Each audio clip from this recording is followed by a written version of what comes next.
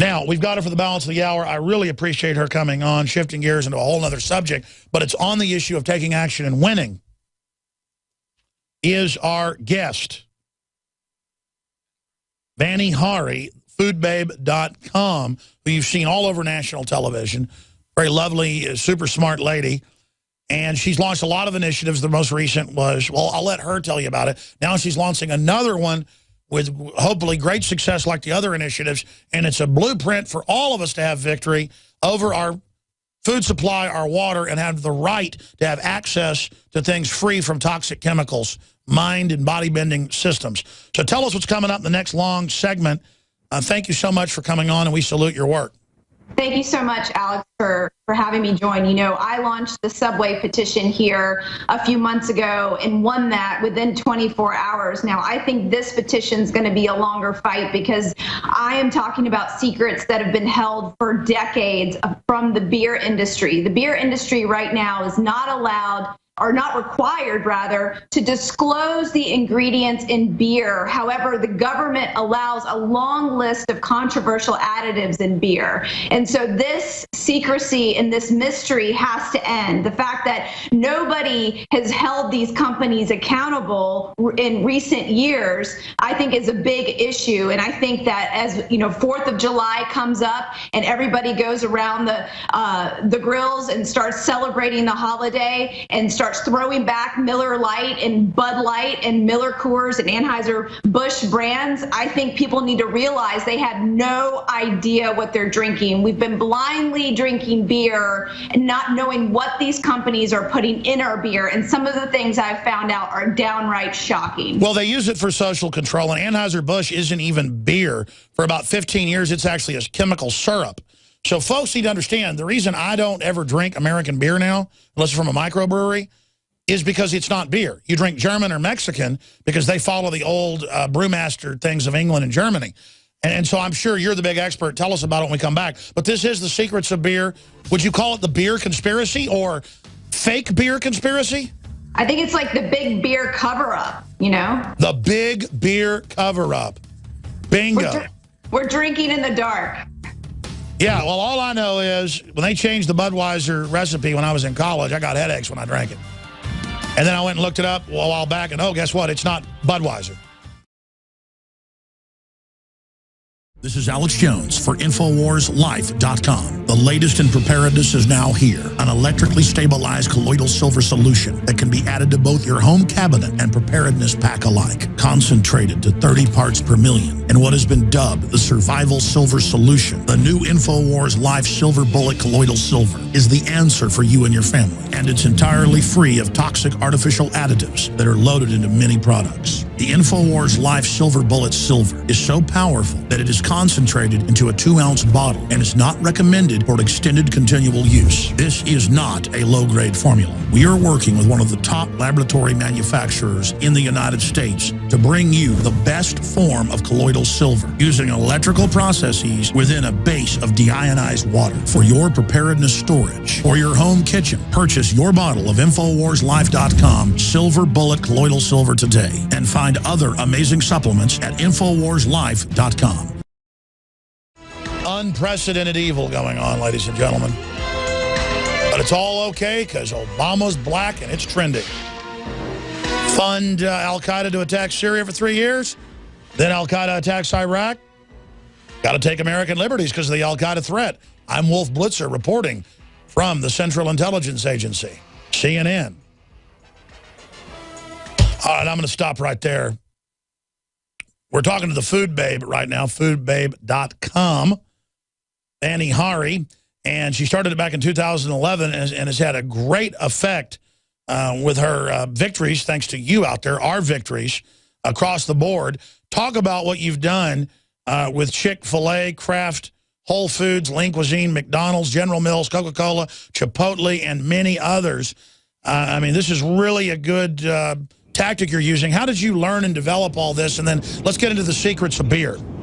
Yeah, so, you know, I was like a sick child growing up my whole life. You know, my parents had come here from India, didn't know how to cook American food, and they wanted me to fit in like everybody else. So what did we do? We bought the packaged processed goods at the grocery store that are full of corn and soy and no nutritional value. We ate McDonald's for lunch, for dinner, for breakfast. I mean, I don't know how many Father's Days we went to McDonald's for their free breakfast. I don't know if they still do that or not, but we used to go every single year growing up, and Father's Day is coming up, and it just reminds me of that time period where, you know, if you do like a little coloring for your dad, you get a free, you know. Totally sick ploy, like crack dealers trying to give crack to 10-year-olds at the playground. Exactly. And, you know, I grew up that way, and it was so detrimental to my health. I suffered asthma, eczema as a child, never felt well, always had stomach aches, you know, and then when I graduated college and got into the real world and started living this rat race environment, working for a big six consulting firm in a cubicle, traveling, being on their expense account, eating what everybody else was eating around me instead of controlling my own food and controlling my own destiny, I became really overweight. I became very sick very quickly, and I had to have, you know, an organ taken out of my body. Oh my God. And doctors will tell you, oh, appendicitis is very random. It can happen to anybody, but I don't believe that. You know, appendicitis happens when your stomach is inflamed from all the stuff that you've been eating or treating your body with.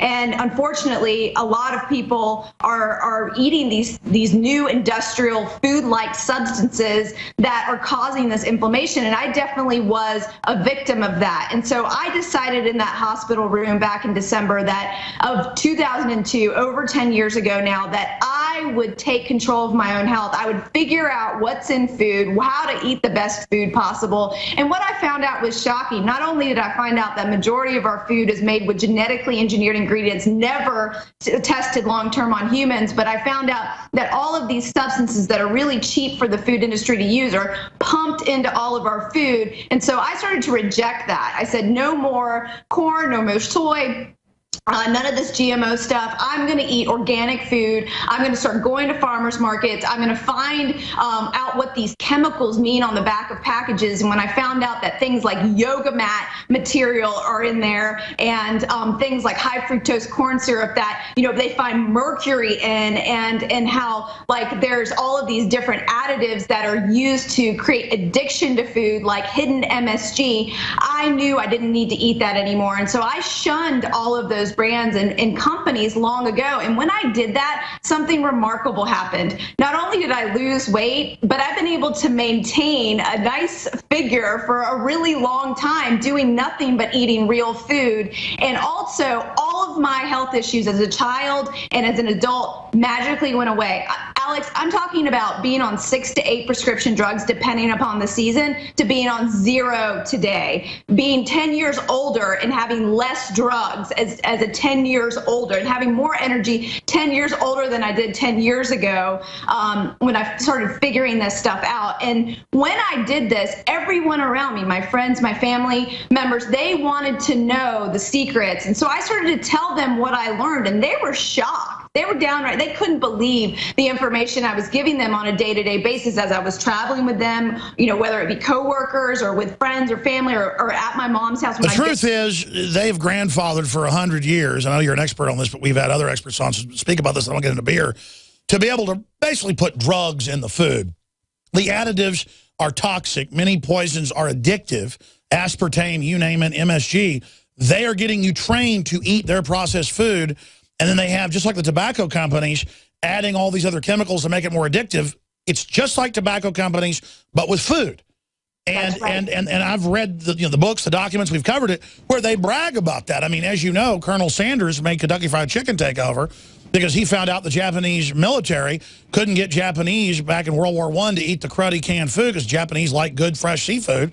So they learned to put MSG in it. It's totally toxic and tricks the brain. He brought that here in the 20s. The next is history. There's thousands of things they're doing, and here you are exposing it. Let's start getting into beer. The big beer conspiracy. You know, because I care about the ingredients I buy and I bring in my home, and you can see my refrigerator back behind me. The one thing I didn't know what was in my fridge, because I have a husband and he loves beer, was beer. Like, I would look at the label and I knew nothing about it. And I couldn't believe that I knew nothing about it. And so I started to ask questions. About a year and a half ago, I started an investigation and I started asking the beer manufacturer questions about what's actually in their beer, what ingredients are allowed in beer. And when I found this book published called Chemical Additives in Beer, it's actually out of publishing. It was in 1982 that it was released. So it was so old, but it had this list of additives that are allowed in beer. Things like MSG, things like carrageenan, which is linked to intestinal inflammation, high fructose corn syrup, caramel coloring level 4, which is considered a carcinogen in the state of California. Yeah, the truth is Budweiser especially, it's just beer flavoring, sugar, and some alcohol they squirt in it. A lot of these companies aren't even doing fermentation now. It's not beer. Right. And they're not even using real hops either. One thing I found out that Miller Coors has patents on this thing called Tetra hops. It's a hop extract. So it's the minimum amount of hops they can possibly use in beer. And so like there are actually health benefits to eating hops, but they actually take all those out when they start using these extracts. And so there's all of this mystery behind what people are drinking, and people around the world, it's not just Americans, people around the world are blindly drinking beer. And so I wanted to start a petition. I launched it this morning at foodbabe.com/beer, and over 11,000 people have already signed it in less than 3 hours. This is a big, huge issue, and I'm opening up Pandora's box for these beer companies. It's a $100 billion industry, and I'm scared to death right now. You have to have a lot of courage to go up against the beer industry, but someone has to do it. We have to stop this lack of transparency. We have to increase the amount of information consumers have so they can say, you know what, Bud Light Lime has high fructose corn syrup. I'm not going to buy that anymore. I'm going to go to this craft brewer, or I'm going to go to this organic brewer and get something of quality to bring into my home and feed to my husband and my family. And by the way, I mean, as we know, the micro brewers everywhere are now displacing, because people drink it and go, wow, this is beer, versus the toxic stuff that people are trained on. So beer drinkers have to get their friends off of the bad stuff. And just like you go to Target now, 5 years ago, all the ketchup, had fructose corn syrup in it. It had all the bad stuff. Now it openly, says organic. So it's across the board. We were getting the BPA out of the plastic. I think this is going to be even more explosive than your past operations. And I think we're going to force the big beer manufacturers to actually produce beer, because the corporate chiefs don't want to actually have brewmasters there and actually have to create good tasting beer. They want to just put a bunch of fake syrup together that tastes like beer with beer flavoring. We want real root beer with real sarsaparilla. We want real beer that actually, is organic and grows well. That's why they're losing such a market share. I saw the number that they've lost like 45%. Saw it in the Wall Street Journal last year in the U.S. of their market to micro and local brewers. The way they counter is to try to buy them up. But no, why don't the...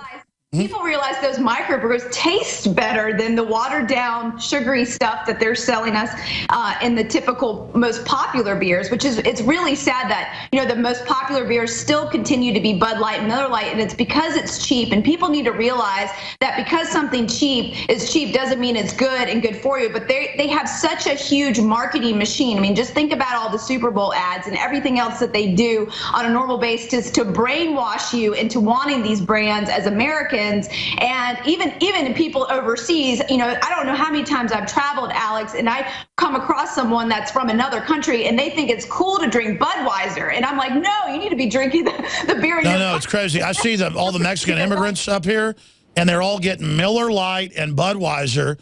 And I'm like, my God, this Mexican beer tastes light years better than the fake New World Order beer. But that's what they want. And then it gives you diabetes. Yeah, one of the things I want to mention, you mentioned Mexico beer. Well, Corona was actually acquired by one of these big companies, and now they're using propylene glycol, something found in airplane de-icing liquid in Corona. So be aware of Corona. Incredible. I don't like Corona. I used to taste good when I was in high school, and now it hadn't tasted good in a long time. I don't drink a lot of beer. I don't drink a lot anymore, but bottom line is that I got to tell you. I think, you know, Alex, I think the most interesting part of this story is that right now the FDA does not regulate beer. The Treasury Department, who controls our taxes, is regulating one of the world's most popular drinks. I mean, it's third after water and soda. Yeah, where's the FDA when they're harassing people that sell vitamin C pills and shutting them down? But then meanwhile, because the NFL's tax exempt, these big beer companies, they're all left alone because they're part of the control system.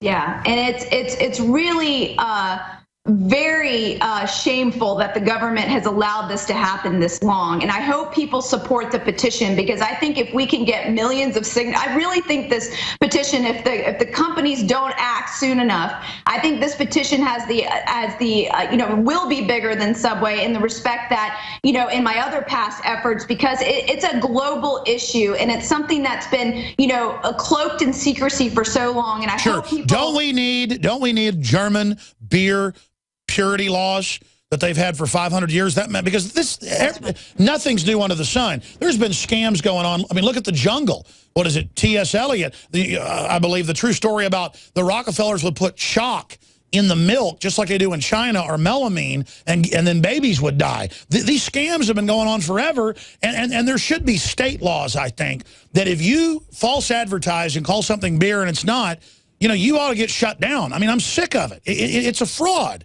Yeah, it's an absolute fraud. I mean, the fact that high fructose corn syrup has any place in beer is just ludicrous. That caramel coloring, because they want to put caramel coloring in it because they don't want to spend the money on the right type of malt and the right type of hops, is a problem. Upton Sinclair, you know, sorry. They're getting away with using these really cheap additives and calling it beer is a problem. And that's why I think this transparency is so important. Now, if you sign the petition at foodbabe.com/beer, Alex, I actually have a link to some beer approved, Food Babe approved beers, if you will, that have actually released their ingredients. We're starting to catalog beer manufacturers that are upfront about their ingredients and upfront about all of their processing aids, like isinglass, which is a fish swim bladder, and carrageenan that can disrupt the intestinal tract. Well, I'll say it bottom line.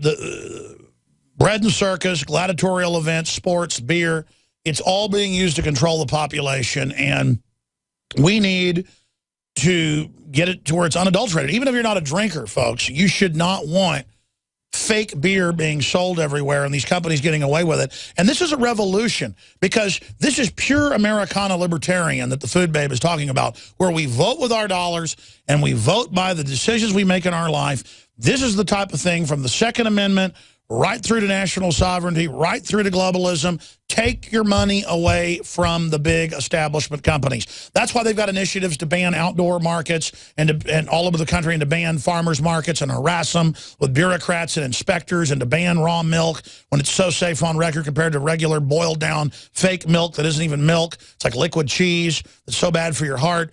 On every front, Forbes asked, why is there a war on lemonade stands nationwide? Because they don't want kids getting the idea.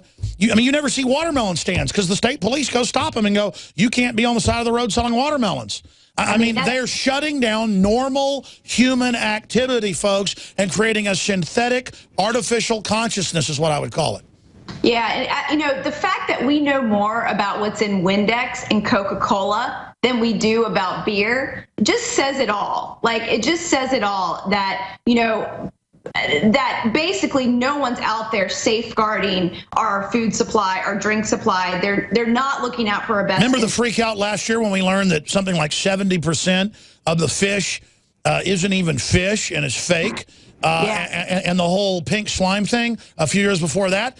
What I'm saying here is this, from what I've read and what I knew years ago, but you're quantifying it and really stating how incredible it is and mounting an initiative against this fraud. This is not beer. When you got a bunch of extracts and corn syrup and beer flavor, that's not beer. And it's disgusting. Just like they put MSG in the Doritos to make you eat more, they put MSG in a lot of these other beers to make you drink too much too. I mean, you can't go out and drink 6 Grolsches that are, you know, real thick German-style beer or Holland beer. But let me tell you, you can drink 6 Budweisers easy.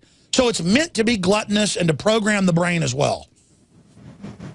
Well, you know, I cannot wait for these secrets to be revealed. I think these beer industry giants are going to be put under a lot of public pressure from not only you, Alex, and your program here, but I think the mainstream media is on this story right now. Just as I'm sitting here, the USA Today and Chicago Tribune and ABC News have released articles. And so this is something that's going to be a worldwide issue in 24 hours. And you just launched this today or yesterday? This morning, 3 hours ago. My God, and you see, I mean, this is the power of the people. You're smart, you're intelligent, you're good looking, you're telling the truth. And with the power of the people, and with this broadcast as well, I'm very honored that you come here right up front. You are changing the world and forcing MSM to follow what you're doing. And I know we've gotten a few thousand extra signatures just now. Go to foodbabe.com, folks. Sign the petition. I should shoot a video after the show today where I sign it. And everybody should shoot a video where you sign it. And what you're pioneering here, this form of activism, can spread into every other issue. I want to come back and ask you in the final segment, because I know you're using some well-known PR tactics and things, but you've been so successful at it, how you came up with this particular deployment of truth journalism and activism and that transcends left to right, that is just about pro-human. I mean, you were just such an amazing pro-human individual, and I just bless your soul.